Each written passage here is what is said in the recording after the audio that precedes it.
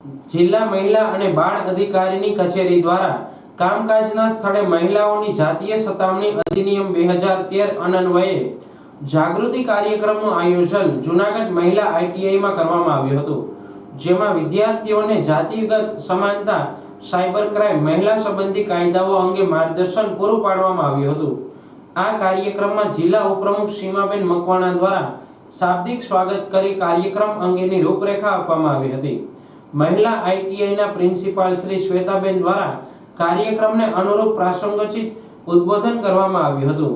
Police station base support સેન્ટરના councillor મનીષાબેન રત્નોતર દ્વારા સેન્ટરની સખી વન સ્ટોપ સેન્ટરના કેન્દ્ર સંચાલક અંકિતાબેન ભાખર દ્વારા વન સ્ટોપ સેન્ટરની સેવાઓ વિશે માહિતી આપવામાં આવી હતી.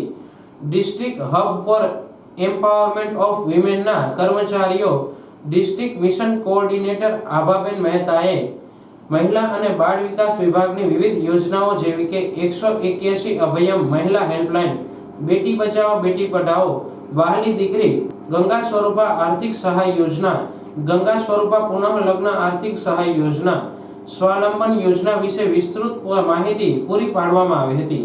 દહેજ પ્રતિબંધક સંરક્ષણ અધિકારી શ્રી બીડી ભાડ દ્વારા કાયદાકીય યોજના વિશે માહિતી આપી હતી.